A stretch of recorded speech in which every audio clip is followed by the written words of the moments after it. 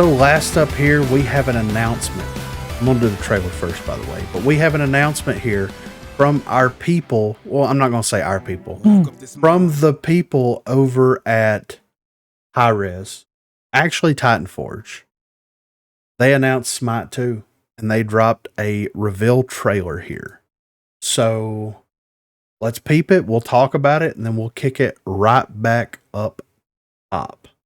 I'm feeling godly. Apparently. So, we just watched the Smite 2 trailer. We do have a little bit of information on it here. So, Smite 2 was announced, alpha playtest coming spring of 2024. So, the third-person multiplayer online battle arena Smite is getting a shiny new standalone sequel. Smite 2 has officially been announced at the 2024 Smite World Championship. The sequel will retain the same core gameplay Smite players are familiar with, but the game itself is being rebuilt from the ground up for the next generation. Check out the announcement trailer above and our first look preview video below. In case you're unfamiliar, Smite is a MOBA-like League of Legends or Dota 2. Two teams of 5 players battle for control of a three-lane map, each team growing stronger throughout the match until one is able to destroy their enemy's base. Unlike other MOBAs, though, Smite is played from a third-person perspective, so you're right in the heat of battle, clashing with powerful gods instead of strategizing from top down. It's also designed to be console-friendly and easily played using a controller.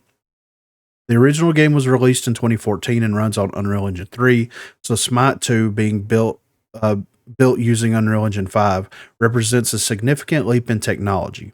Travis Brown, general manager at Titan Forge Games, describes Smite 2 as a, quote, chance to go back, take all the learnings from 10 years of making Smite into one of the most successful multiplayer games of all time, and do it all strictly better.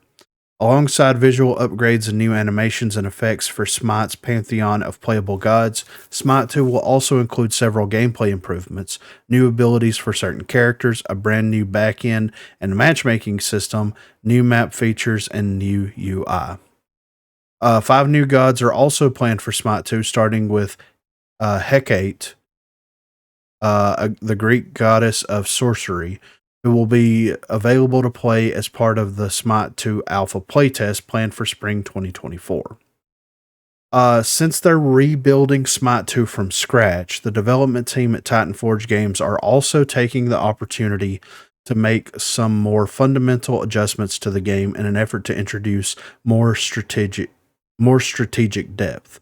In Smite 1, gods use either physical or magical power and can't use items that don't belong to their power type. In Smite 2 will eliminate these restrictions, allowing all gods to build all items and scaling individual abilities based on a new strength and intelligence stat. Relics are being removed entirely, and the item store will be restructured to make it easier for players to dynamically adapt their builds during a match. Creating a brand new version of the game after 10 years of continual updates is a huge undertaking.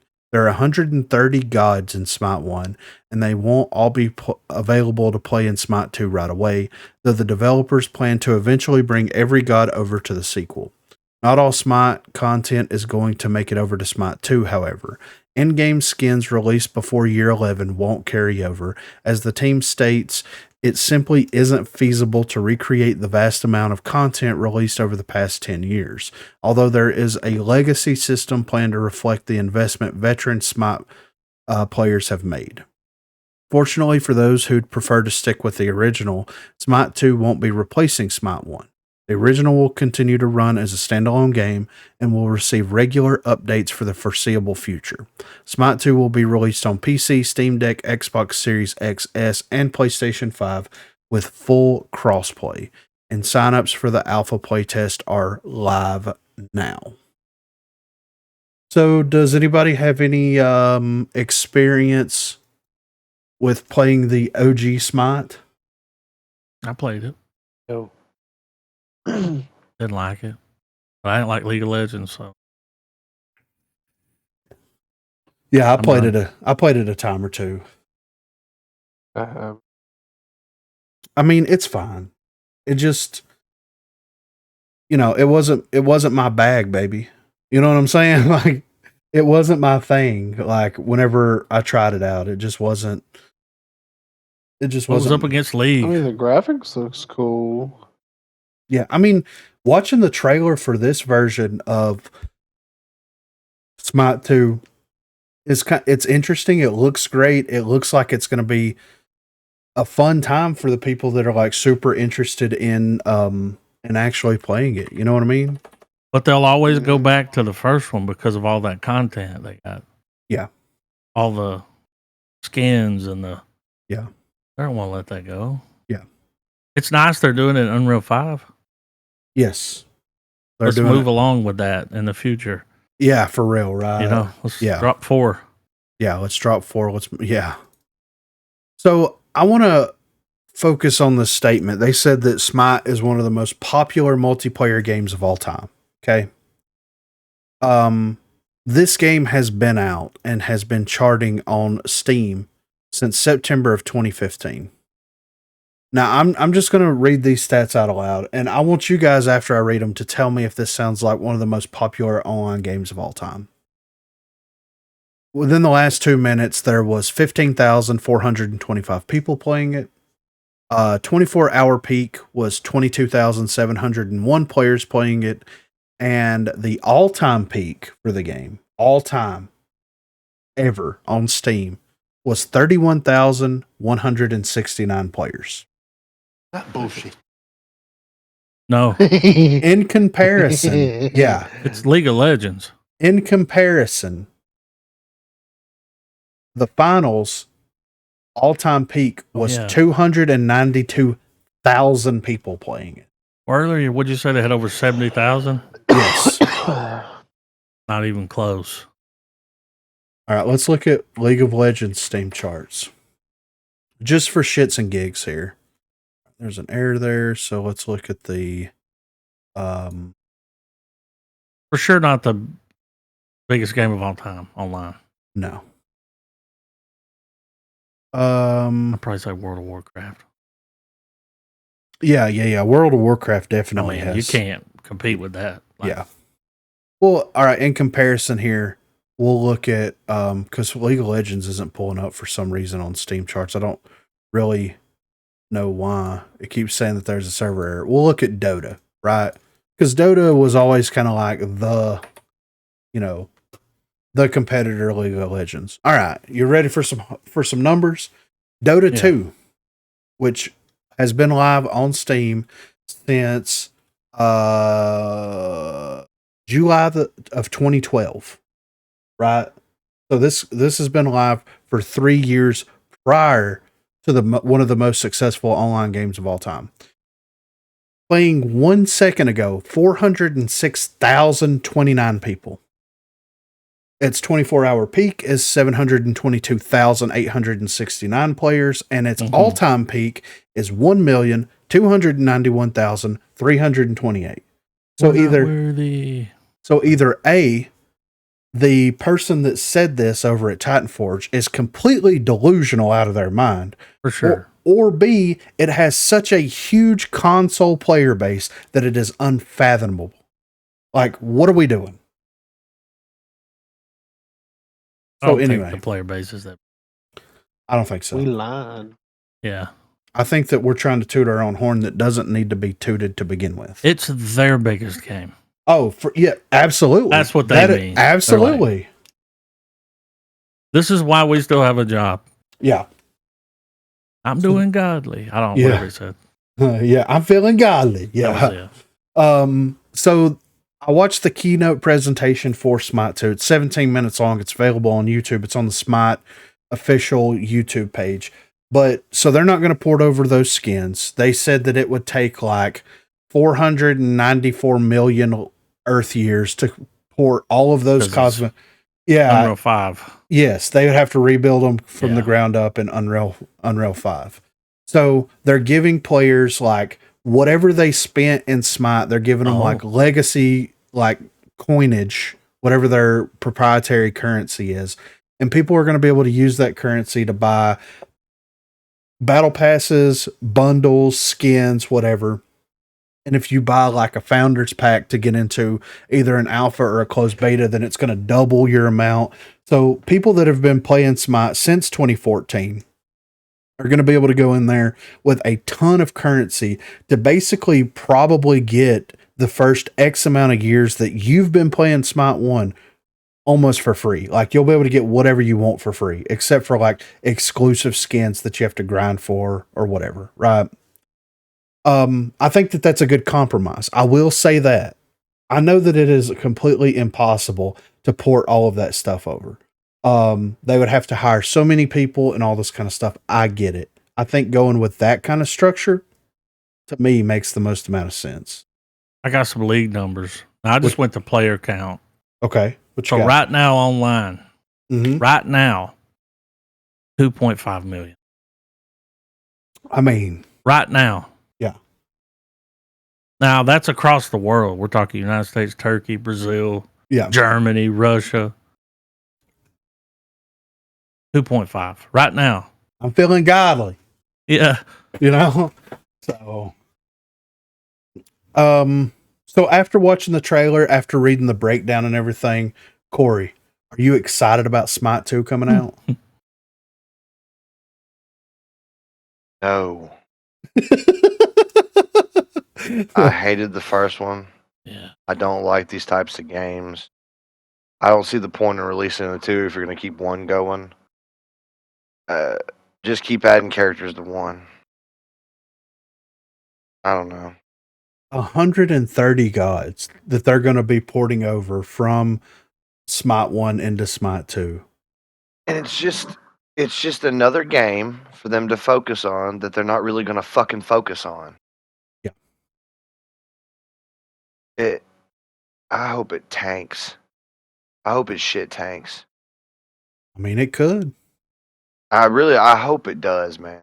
Because, like, I don't know. It's so funny to me that, like, Hi-Rez games, all the games that their encompassing companies make, right? Mm-hmm. Outside of Rogue Company are clones of other games. Yeah. That's what they are. Smite, just a League of Legends clone. Paladins, Overwatch clone. DKO, fucking Smash Brothers clone. Rogue's the only original one, and they don't give it any focus. And they just let it go. They just let it go. It's the only one with, like, in my opinion, a real competitive, like, a possibility for a good competitive scene. Yeah. And this is coming from a guy who's sick of playing the fucking game. But And I know I took it from Smite 2 to this, but it's like, you're going to focus more on another game and not one that you should. right. And Hey that guys, leads, let's release another game. and that leads to the question, because like last year, 2023, they got rid of First Watch Games and moved Rogue Company into Evil Mojo. So they split it. You got Titan Forge that's handling Smite, unannounced Smite project, which we now know is Smite 2, and DKO. You've got Evil Mojo handling Paladins, Realm Royale, and Rogue Company. Like, and then they Hi-Rez Studios is no longer a thing. It's all under Hi-Rez Productions or Hi-Rez whatever, with Rally here being one of their games of service and all that stuff. It's like they share resources. This is something that we know. They share resources between all of the different studios. So you have 2 games in your roster that are doing absolutely nothing for numbers, yet they're still operational. You have one game in your company that you have to continue to run and make sure that players are satisfied to pay for everything else. And then you have 2 other games that are trying to find their own footing and to gain their own footing as unique games that have both been out for, Rogue's been out for 4 years now, almost 4 years, and Paladins has been out for 8 years now. And they're still trying to find their footing. But you're sharing all these resources. We're going to have to use recolors in the Rogue Company event passes because we don't have people that can actually make unique skins because they're all working on Smite 2. Yeah. That's what kills me. It's like, we can't do work to this game that you've put time into. but we're gonna make a new. Mm-hmm. It makes absolutely no sense from a developer point of view. Even like, why don't you focus on the projects that you have? Focus on polishing them up to like pristine games, and you can make enough money to fund a new game. Yep. They're constantly shooting themselves in the foot, man, with developing game after game, and they just keep shit tanking. Think of Divine Knockout, man. Yeah. Ugh.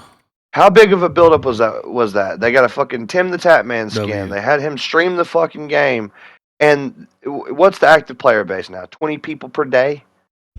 It's low. It's low. You've got 57 people playing 44 minutes ago and 113 playing the 24-hour peak. That's Who wild. the fuck is playing that? Yeah. That's what I'm saying. That's like all of those people could be just in New York. Legitimately. Your entire player base could be one borough of fucking New York. That's a block. Yeah. Then if we look at the Realm Royale Reforged Steam charts here, 220 people were playing a minute ago. This is a BR with 100 people, by the way. So you're running 2.5 matches here. 220 people playing a minute ago, 488 24-hour peak, all-time 104,000. It's probably charted the highest out of all of them. Paladins. And then it just took a shit. Yeah. Oh, yeah. They shut it down for a while. They did. Yeah, they Almost did. a year. And then opened it back up for whatever reason to have low numbers again. Yeah. Tax write-off. Yeah, exactly. Got to be something. It was wild when I heard they were bringing it back. I was like, what? Yeah, what are we doing here? Chicken game? Yeah. Why don't you bring those developers to fucking Rogue and make some skins? Yeah. So for Paladins, 9 minutes ago, we had 5,000 people playing. 24-hour peak was 8,129. And then the all-time peak for that was 60,000. Respectable. So, I mean, it is, which there was a lot of people coming over from Overwatch 2 after Blizzard kind of dropped the ball with that a little bit. But if we're looking in comparison here, Overwatch 2 Steam charts, which hasn't been on Steam long, it came in August of 2023. 10 minutes ago, you got 24,000 people playing it. 24-hour peak, you got 32,000, and all-time is 75,000. So that's the thing. Like, as much as Blizzard dropped the ball with that game and they have lost players to Paladins, it still does massive numbers. It does numbers. Yeah.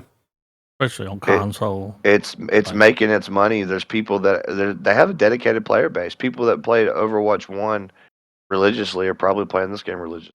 Yeah, right. So to me, like, we're a little bit more invested into like what Smite and Smite 2 and all this other stuff is because of our previous experience. We did a podcast for a very long time about Rogue Company. Shut that down because the game just didn't seem like it was going to be going anywhere. And this is just further like pushing us along as validation. Because absolutely. I mean, look, it was made in Unreal Engine 3. Whenever you play Smite, it looks like you're playing a cartoon. It's fine. It does look amazing in Unreal Engine 5, even though it is alpha footage. Like, it looks amazing. It looks great. But, like, if you already have a core player base that is incredibly happy with that product, right? And I'm not saying that everybody that plays Smite is happy with it, but if your core player base, the people that come back day after day, week after week to play your game is still enjoying it and wanting to experience that, then why is there no hyper focus going into Paladins? There is. We'll get into that in a second, but there's more focus going into Paladins than Rogue Company. You want to tout online for months that you got 20 plus million people that downloaded your game, yet you're trending at about 750 to 900 active players. And like the 24-hour peak for Rogue is somewhere around 1,000. You lost 20. That could have been a big one. Oh, yeah. Yeah. I got the month average for League. In the last 30 days, 140 million people. I mean, that's insane. why try to compete with it? Exactly. Yeah, exactly. Why even try to compete with it? Yeah. When you have, that's what I keep going back to Rogue, and this is coming from the one of us that I don't really like Rogue as much as y'all do. I play it because y'all do, but looking at all the games that I've played that were fucking Hi-Rez under the Hi-Rez umbrella, this is the most original one. Yeah. Yeah. I can't Why compare it wouldn't to you another game. I know I can't. The closest thing gameplay wise, in my opinion, would be Gears, but that's still so wildly different from what Yeah. Rogue is. Yeah, I agree. And that's the thing, man. Whenever you start putting people in charge of things that don't need to be in charge of things, like whenever you think of tactical games, right? Major, like mainstream tactical games, you have Valorant, you have Counter-Strike. There's not a lot of them. There's definitely not a third-person version of those that exist. Yet, we're going to pivot from being a third-person tactical shooter game into just your average run-of-the-mill arena shooter game because a caster got a job at your studio and you put him in a position to start making decisions? Like, what are we doing? This is why your games fail. I'm a huge proponent of promoting within, right? Huge proponent of a company seeing talent that people have, working with those people, coaching those people, building those people up. Where was the talent at there? Mhm. Where, like, what are we doing here? Like, it could have been in that conversation. It could. I agree 1,000%. And it could still be in that conversation. They're going to have to take this big ass fucking wheel that they're steering the ship with and turn that motherfucker as hard as they can to get it back onto some kind of course. Because right now we're drifting in the ocean, baby. We don't know where we're going. Parts unknown. And then you see stuff like Smite 2 coming out. I went back and counted the other day. The last Rogue Company tweet was like December the 4th. From the time, this was a couple of days ago. I went back and counted every time Paladins tweeted about the game. Not retweets, nothing like that. Just legitimate tweets from Paladins. There was over 40 of them promoting the update, promoting all the changes. 2024 is going to be a massive year for Paladins. They're rehauling their systems. They're doing this. They're doing that. I mean, hell, out of all the games that they have, I think that they would have had a better shot at taking the idea of a hero shooter with Paladins, making that in Unreal Engine 5 and doing something fully unique with that than just recreating Smite 2. Yeah, that should get it too. Paladins too. Yeah, because all Smite 2 is going to be is Smite that looks better. Paladins would be a unique opportunity because they've already seen how Overwatch 2 shit the bed, and they can go, well, this is what we're going to do different. Yes. And they could actually compete with Overwatch. Absolutely. I really don't think, no matter what you do to Smite, no matter what characters you introduce, no matter what gameplay changes you make, no matter how good it looks, you're not going to beat the League of Legends. You're just not going to. There's some people that's all they've played for the past fucking 6 years is League of Legends. Yeah. Yep. Once it came out. Yeah. It's just it's just wild activities from the Hi-Rez group over here. And you know, they make misstep after misstep after misstep. Like it seems like every possible opportunity that they can make a terrible move, they absolutely do it. And look, this is no spitting on Smite. I think that, look, you've got 15,000 people that play your game daily. Logically, is that enough to justify Smite 2? Now, if we factor in console, let's say across all consoles, you're looking at less than 100,000 players a day. You're still looking at less than 100,000 players. Is that enough to actually justify you going in there and recreating that game, making minor changes that could be made in Unreal Engine 3, and re-releasing it so that you can use it as a cash grab once again? That's the thing about the Hi-Rez umbrellas. It seems like it's cash grab after cash grab. Mm-hmm. What a lot of gaming studios feel like, especially within the past 3 to 5 years. Yeah. It's like, Everyone wants to be the next Fortnite, yes, the next fucking studio that starts out so low and just blows up. It's not gonna happen. no, I think we're at a point in gaming where there's not much innovation gameplay wise to be made. And I hope I'm wrong there. I'd love to see some shit pop up I wouldn't expect, but I mean like it's gonna be so hard to recreate the type of like success that you get from all those other games, and that's what Hi-Rez wants to do. They're like, let's find a game that's popular, copy the gameplay, and see how it does. yeah. I mean, at the end of the day, they've built an entire studio off of doing just that. I mean, Tribes, they had the opportunity to work on Tribes, and all Tribes was a space version of Unreal Tournament, which was already in space. Well, you know what I'm saying? Like, Yeah. it was Unreal Tournament with jetpacks, baby. Like, that's all that it realistically was. They had an MMO that failed, just like almost every other MMO except for WoW and Guild Wars. You know, it's they tried to hop on the MMO train, didn't work out, got shut down. You know, they tried to do an arena shooter. They got a license to do that, had some popularity with that, got shut down. You know, MOBAs are in fashion. Let's do that. Hero shooters are in fashion. Let's do that. Smash Brothers is huge. Of course, Smash Brothers is huge. You fight Link with Mario. Why would it not be huge? Like, let's be fair here. That's the thing. I don't think any studio is gonna recreate the popularity of that ever because you don't have those characters. No, That's kind of the biggest allure of those games, in my opinion. The gameplay's fun, but it's because your Nintendo characters beating the shit out of each other. exactly. PlayStation tried to do it with PlayStation Brawl or whatever it was, where Sweet Tooth is fighting against Crash and Sackboy's there, and it got nowhere.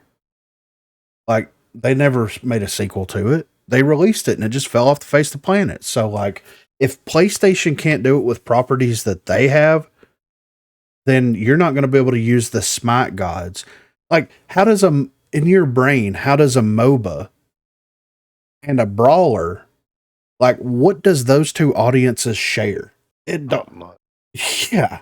It's like, oh, I recognize those characters from the other game that I play that I'm going to continue playing because I enjoy playing MOBAs and not really like punching people in the face and trying to knock them off the map. Garbo, you going to play Smite too? No. Just no. What about you, Dirt? You going to get on No. there? I mean, look, hey. Like I said, it looked good. Yeah, it looks cool. But I'm not. Yeah, I'm just not I'm glad that game got an a update. player, I guess. Yeah. Yeah. Mm. No comment. They got an update with a whole new game, you know? Like, Yeah. they got the biggest update imaginable, you know? So, Unreal 5? but hey, I'm happy for the Smite players out there. Do I feel like, honestly, like, this is final question. Do you guys think that Smite 2 will double their concurrent player base and maintain that? I don't think they'll double it. I don't think so. I think it'd be kind of like the same fail. scenarios like Overwatch did when they went to Overwatch 2. That's it. I think they'll just maintain the same amount of players that they did. They may gain a little bit. I don't think they'll double. And then once people get tired of the same shit, they'll just go away. Well, when they're like, I'm going to go back to the other game where all my shit's at. Yeah, right. Yeah. Where's all my stuff's Yeah. at? Yeah. You're absolutely correct. So,